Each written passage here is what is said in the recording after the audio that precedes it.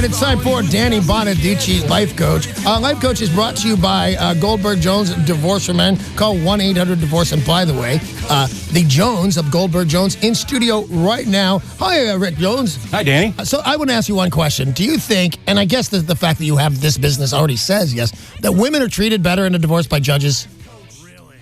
Boy, I don't know that I want to go on record saying that. I'll say it. It's totally true. But it's tough. I mean, there are certain issues that men face where it's just generally an uphill battle. Being able to explain to a court that a father can be meaningful, that a father can have a history of providing more what's called primary parenting functions. Right. But it's really about telling the story. So I think there's an art to it, if you will. And you are an artist, Mr. Rick Jones from Goldberg Jones. Let us go to the phones and talk to you. By the way, if you would like to talk to Rick Jones, this would be a great time to call 800-252-1025. But if you have a question for the life coach, Danny Bonaduce, you can call 800-252-1025 as well. All right. Hi, Linda. How are you? Oh, I'm okay. What can me or Rick Jones do for you? Good morning, Danny, Sarah, crew, Rick. My question really is for Rick Jones. And my son and his girlfriend's children were taken by the state and adopted.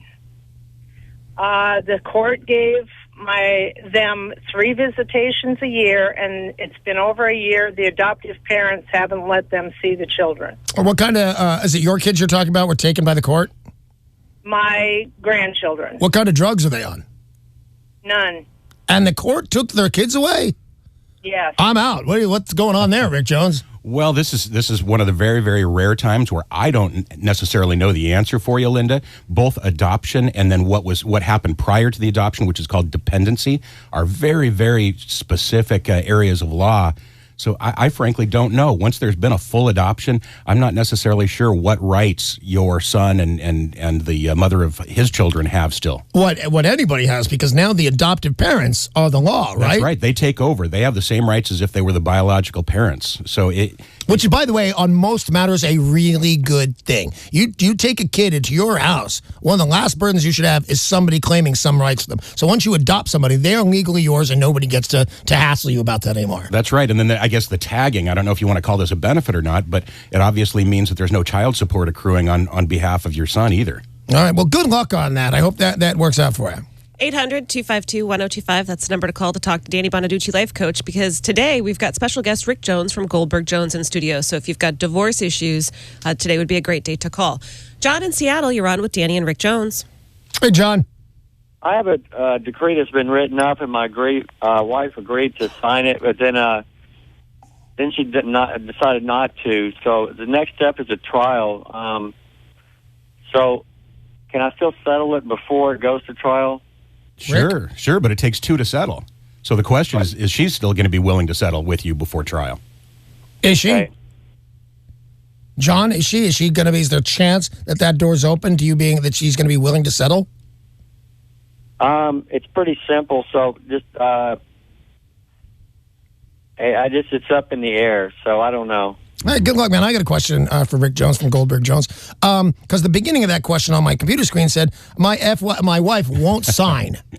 And I've wondered about that because everybody I've ever divorced was happy about it. But I hear stuff all the time. My ex-husband, my ex-wife, nobody's going to sign. Is that legal? Can you go to court, fight the good fight, and then the ex-wife or husband goes, I'm not signing that? Well, they can certainly say that they're not signing it. But if you get all the way through the process, meaning all the way through the pending court date, the actual trial, and the person either doesn't show or actually represents themselves through trial, and then ultimately says, I'm unwilling to sign the papers, that's okay. The court will sign it. Cool. And just on a footnote of that, that's almost always a mistake, isn't it, to represent yourself? Absolutely. No, I mean that real. I know you're a divorce lawyer and everything, but they say, what is it? Yeah. If you represent yourself, you have a fool for a client and a jackass for a lawyer. So yeah, go get, if that's happening, serious biz, I'm not a divorce lawyer, go get yourself decent somebody to represent you. 800-252-1025 if you want to talk to Danny Bonaduce, Life Coach, and Rick Jones from Goldberg Jones. He, of course, is from Divorce for Men, 1-800-DIVORCE. Tony in Seattle, good morning. Good morning. Morning, Tony. You got a question for Rick Jones? Yes, I do. It's a long story. I'll break it down, cut the fat from it. So I was on a deployment back in 2009, right. And my wife was cheating on me, took my money, and to top it all off, she was on meth. And we have 2 daughters together. You can pick them, Tony. Yeah, I know, right? Well, so we, when I came home, I found all this stuff, and we talked about getting a divorce. And long story short, we were going to get a lawyer together because we both agreed on it. And I had to go back to deployment to finish out my time in Iraq. Well, when I was there, I got served with a protective order from her saying that I beat her up when I was at home. By the way, I wasn't there, but can I tell you, that happens all the time. It drives me crazy. Yeah. Somebody saying somebody beat somebody. You should have to prove that. You shouldn't just be able to say that. Okay, go on, man. So I get served with that.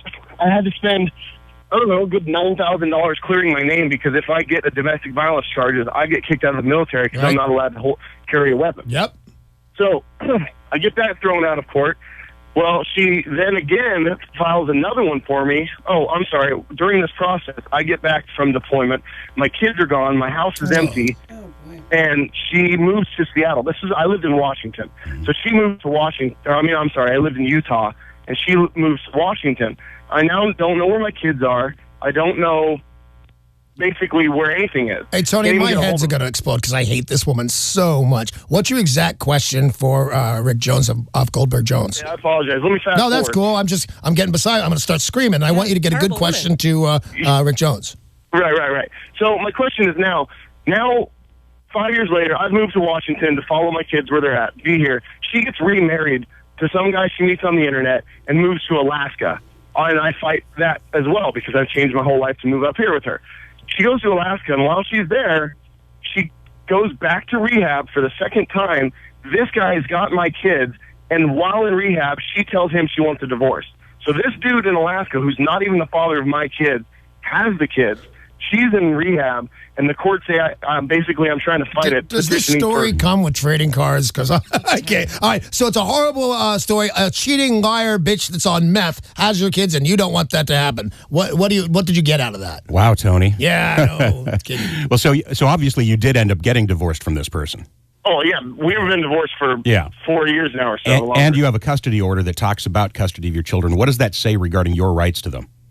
Well, so right now, if I live in state with them, there's talk about them coming back when she gets out of rehab, is right now, if I live in the same state, I get every other weekend with the kids and a Wednesday dinner. But as of right now, I just get summer vacations and then one weekend a month if I can afford to fly up there and go see them. Tony, what state was that order in? Washington. Okay, so you've got a Washington parenting plan that talks about this.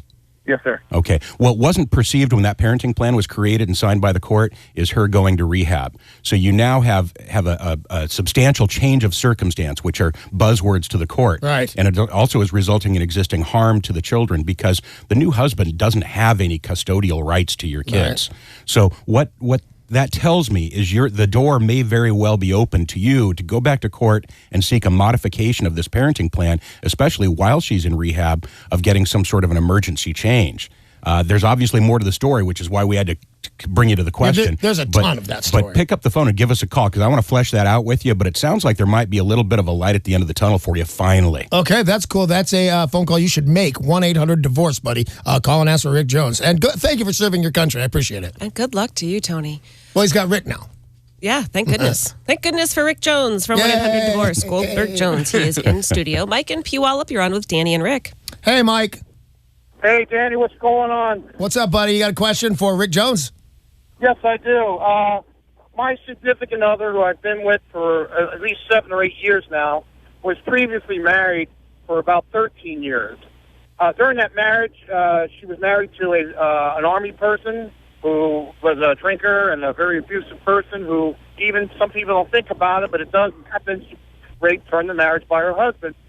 And the husband comes from a very rich background. The mother is a retired Blue Shield president of California living on Whidbey Island. I don't need her entire resume, man. What's your question? Anyway, the question is, while my wife divorced him, she was given custody of the kids. During the custody time, she had gotten in a wreck where a semi-truck had hit her from behind and caused her some very bad physical damage. During the time that she was recouping, the mother-in-law, who hated my wife for divorcing him, said to her, "Why don't you let my grandkids stay with me for a little while until you recoup?" Well, she didn't think anything was wrong with that. And she went ahead and kept the kids on Whidbey Island illegally for a whole week. And then while she had the children, she went ahead and asked for a power of attorney from the husband in Afghanistan, gave it to her. She got a judge on Whidbey Island to go ahead and grant the custody to the I'm grandmother. sorry, man. Is there an actual question here? What's your How could question? that happen? Well, the question is, at this point in time, she has lost the children to him. And she was given the parenting plan of visitation rights. Mm-hmm. During visitation rights, the husband said, you keep going to the psychiatrist for your problems, and you keep talking about it, why don't you have your kids talk to them with you? And she did. And he went ahead and turned around and said she violated the court order and lost the supervision of the children or the rights. And now she Hang on a second, man. You're killing me. Did you get a question out of that? I think so. Okay, cool. At least this will help. This will help somebody. You know, I think it was Shakespeare that said brevity is the soul of wit, and apparently nobody's witty. Exactly. Now, ultimately, did your wife participate in the court action when they were trying to modify and take custody away? Did she either have an attorney or even on her own turn in a declaration, tell her side of the story to the court? Yes, she did. Okay, so here's so here's the problem. The process happened. She had her say.